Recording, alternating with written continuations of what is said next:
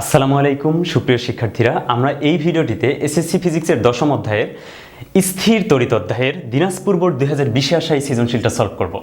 দেখো এখানে দুইটা চার্জ দেওয়া আছে, একটা হচ্ছে +70 কুলম্ব আর একটা হচ্ছে -50 কুলম্বের চার্জ, এবং এই এ ও বি চার্জ দুইটার মধ্যবর্তী দূরত্ব দেওয়া আছে 50 সেন্টিমিটার। ঠিক আছে, চার্জ দুইটার মধ্যবর্তী দূরত্ব হচ্ছে 50 সেন্টিমিটার। চার্জ দুইটার মধ্যবর্তী দূরত্ব হচ্ছে 50 সেন্টিমিটার। আচ্ছা, এখন গ নম্বর বলছে দেখো যে চার্জ দুটির সংযোগ সরলরেখা বরাবর, চার্জ দুইটার সংযোগ সরলরেখা বরাবর নিরপেক্ষ বিন্দুর অবস্থান নির্ণয় করা আছে। নিরপেক্ষ বিন্দু মানে কি? নিরপেক্ষ বিন্দু মানে হচ্ছে যে বিন্দুতে তড়িৎ তীব্রতার মান 0। এখানে দুইটা কি আছে দেখো তো, দুইটা চার্জ আছে। এই দুইটা চার্জ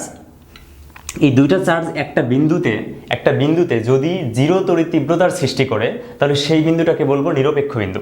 জিরো কিভাবে হবে দেখো, এটা দুইটা কন্ডিশন আমরা নিতে পারি। ঠিক আছে, এই বিন্দুটা হতে পারে নিরপেক্ষ বিন্দু, আবার এই বিন্দুটাও নিরপেক্ষ বিন্দু হতে পারে। অর্থাৎ নিরপেক্ষ বিন্দুর অবস্থান চার্জ দুইটার অভ্যন্তরে ওই সংযোগ সরলরেখার উপর কোনো বিন্দুতে হতে পারে, অথবা নিরপেক্ষ বিন্দুর অবস্থান ওই সংযোগ সরলরেখা বরাবর চার্জ দুইটার মানে বাহিরের কোনো বিন্দুতে হতে পারে। ঠিক আছে, তাহলে আমরা কোনটা বিবেচনা করব?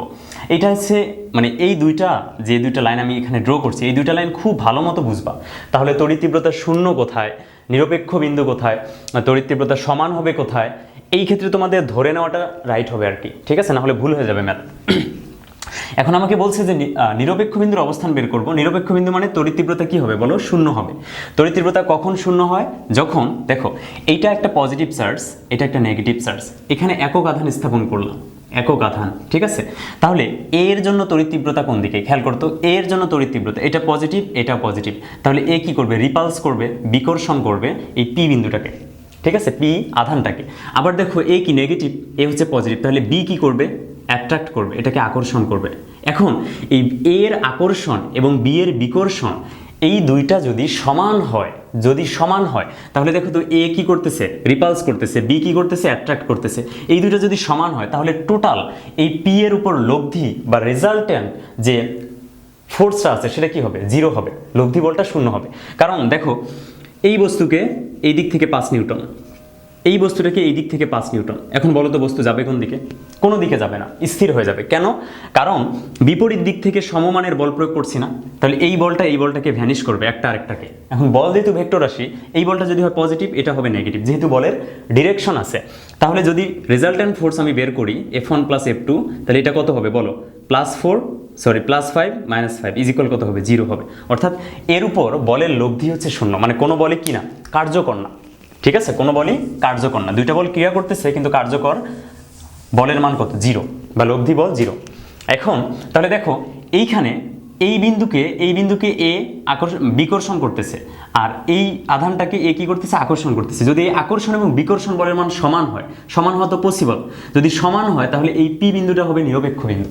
আবার তুমি চার্জ উল্টাপাল্টা করে দেখো, এগুলো আমি বুঝাইছি, চার্জ উল্টাপাল্টা করেও দেখো, তারপরেও কিন্তু এই পি বিন্দু নিরপেক্ষ হওয়ার যথেষ্ট চান্সেস আছে। এখন দেখো এ আর এটা হচ্ছে পি, এটা হচ্ছে বি, তাহলে এখন আমি পি বিন্দু বা নিরপেক্ষ বিন্দুটাকে যদি এই দুইটার মধ্যবর্তী স্থানে কল্পনা করি, তাহলে খেয়াল করো এ হচ্ছে পজিটিভ চার্জ আর বি হচ্ছে নেগেটিভ চার্জ। এখন এখানে +1 কুলম্বের একটা চার্জ রাখলাম, এখন তুমি এখানে -1 কুলম্বের চার্জও রাখতে পারো, একক আধান রাখলেই হবে, মানে 1 কুলম্ব। এখন খেয়াল করো তাহলে এই পি বিন্দুটাকে এটা কি করবে? রিপালস করবে, কারণ বিকর্ষণ বল দেখো তো কোন দিকে? এই দিকে বিকর্ষণ করতেছে। আবার বি বিন্দু এটা কি নেগেটিভ না? এই পজিটিভকে কি করবে? আকর্ষণ করবে, নিজের দিকে টানবে। তাহলে এ বল প্রয়োগ করতেছে এই দিকে, বিও নিজের দিকে টানতেছে। তাহলে যদি এরকম হয় একটা বস্তুকে একজন এই দিকে ঠেলতেছে 5 নিউটন বলে, আরেকজন এই দিকে টানতেছে 5 নিউটন বলে, তাহলে এই বস্তুটা কি সামনের দিকে অগ্রসর হচ্ছে না? অগ্রসর হচ্ছে। তার মানে এর উপর রেজাল্ট্যান্ট ফোর্স কি না? 0 না। এর উপর রেজাল্ট্যান্ট ফোর্স 0 না। যেহেতু এর উপর রেজাল্ট্যান্ট ফোর্স 0 না, তার মানে এই দ্বিতীয় কন্ডিশনের ক্ষেত্রে কখনোই নিরপেক্ষ বিন্দু পাওয়া সম্ভব নয়। বুঝছো? তাহলে নিরপেক্ষ বিন্দু যদি পেতে চাই তাহলে কি করতে হবে? আমাকে আধান দুইটার বাইরের কোনো বিন্দুতে আমাকে কি করতে হবে? নিরপেক্ষ বিন্দু ধরে নিতে হবে। তাহলে আমি ধরে নিলাম নিরপেক্ষ বিন্দুটা এটা। তাহলে এটা কত বলো?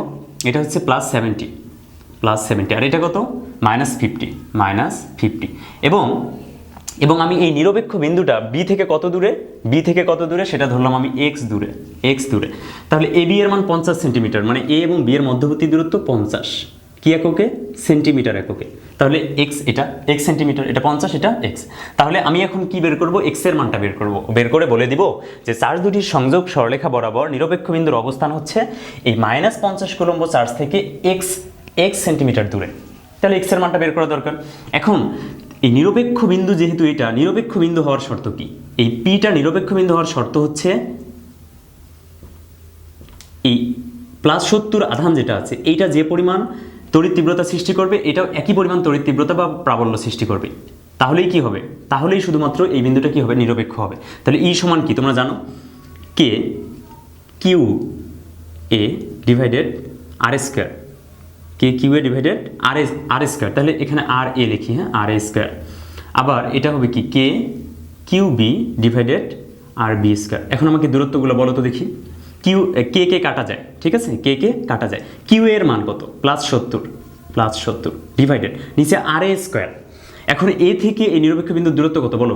50 + x সেন্টিমিটার এককে, 50 + x, তার উপর কি whole square is equal Q B. কে তো কাটা গেছে, তাহলে কিউ বি এর মান কত? বি চার্জের মান হচ্ছে -50।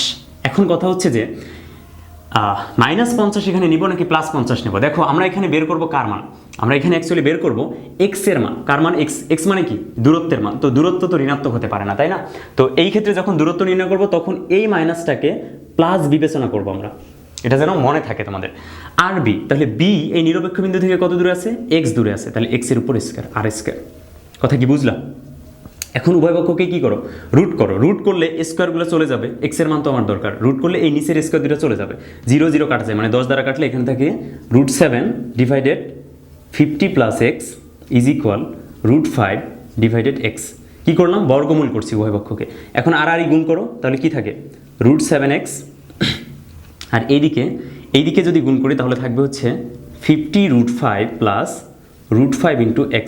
এটাকে এই পাশে নিয়ে আসো, তাহলে x কমন যায়, থাকে হচ্ছে √7 - √5 ইজ ইকুয়াল, এদিকে থাকে 50√5, বা এখান থেকে x এর মানটা বের হয়ে গেল 50√5 ডিভাইডেড বাই √7 - √5। তাহলে এটা কি এককে বের হবে বলো? x এর মান। তুমি এখানে এই 50টা সেন্টিমিটারে বসাইছো, তাহলে এই x এর মানটাও কিসে পাবা? সেন্টিমিটার এককেই পাবা। এখন এটা যদি আমরা ক্যালকুলেট করি, এটা ক্যালকুলেট করলে এখান থেকে মান পাবো 272.9 সেন্টিমিটার, 272.9 সেন্টিমিটার। তাহলে আমরা কি বলে দিতে পারি? আমরা বলে দিতে পারি যে বি চার্জ হতে নিরপেক্ষ বিন্দুর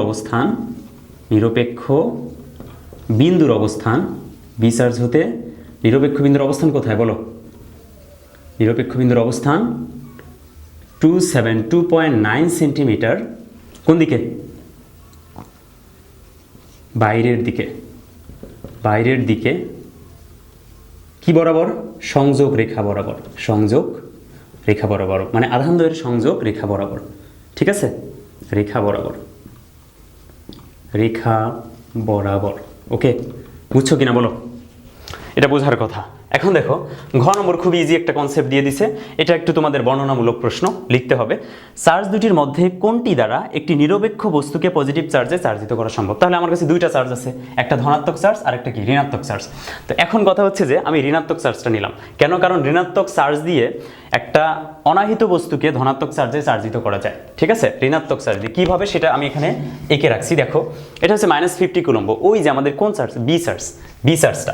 এবং এখানে একটা নিরপেক্ষ বস্তু মানে কি? তার মধ্যে পজিটিভও আছে চার্জ, নেগেটিভও আছে। পজিটিভ এবং নেগেটিভ চার্জ সমান সমান থাকার ফলে সেটা কিন্তু ধনাত্মকও না, ঋণাত্মকও না। এই জন্য তাকে আমরা কি বলি? নিরপেক্ষ বস্তু বলি। তার মানে এইটা না যে তার মধ্যে পজিটিভ নেগেটিভ চার্জ নেই, আছে, কিন্তু সমান সমান আছে। এই জন্য এটা কি? নিরপেক্ষ বস্তু। এখন আমি এটাকে যেটা করলাম, এই নিরপেক্ষ বস্তুটাকে আমি এই যে আমাদের নেগেটিভ চার্জে চার্জিত যে বস্তুটা আছে তার সংস্পর্শে নিয়ে আসলাম। আসলে কি হবে? দেখো, নেগেটিভ চার্জ নেগেটিভকে বিকর্ষণ করে। তাহলে কি হবে? এই যে নেগেটিভগুলো এখানে ছিল, এই নেগেটিভগুলো দূরে সরে যাবে, কারণ এই নেগেটিভকে বিকর্ষণ করতেছে। তাহলে সবগুলো কি হবে? এই প্রান্তে চলে আসবে, আর নেগেটিভ এই প্রান্তে চলে আসবে। আবার দেখো, এই নেগেটিভ চার্জ পজিটিভগুলোকে কি করবে? অ্যাট্রাক্ট করবে, কারণ বিপরীতধর্মী চার্জ পরস্পরকে আকর্ষণ করে। তাহলে এই পজিটিভগুলো এই প্রান্তে চলে আসবে, নেগেটিভগুলো এই প্রান্তে, পজিটিভগুলো এই প্রান্তে। এখন দেখো, আমি যেটা করব, গ্রাউন্ড যদি করে দিই এই প্রান্তের সাথে যদি আমি একটা আর্থ সংযোগ করে দিই, মানে গ্রাউন্ড সংযোগ করে দিই, তাহলে কি হবে? এই যে নেগেটিভ চার্জগুলো আছে না, এগুলো সবগুলা কি হবে, ভূমিতে চলে যাবে। এখন নেগেটিভ চার্জ যদি সবগুলো, এই প্রান্তের নেগেটিভ চার্জগুলো সবগুলো ভূমিতে চলে গেল, ঠিক আছে, সবগুলো যদি ভূমিতে চলে যায়, তারপরে কি করলাম, তারপরে এই বস্তুটাকে সরাই ফেললাম এখান থেকে, তাহলে নেগেটিভ চার্জ তো সব ভূমিতে চলে গেছে, আছে কি পজিটিভ, এই পজিটিভটা পুরো বস্তুর মধ্যে সুষমভাবে ছড়িয়ে পড়বে। তাহলে এখন দেখো তো এখানে এটা কোন চার্জে চার্জিত হলো, বস্তুটা ধনাত্মক চার্জে চার্জিত। খুব ইজি কনসেপ্ট। এই কথাগুলা সাজিয়ে গুছিয়ে তোমার মতো করে সুন্দর করে কি করবা, উপস্থাপন করবা খাতায়, বুঝছো?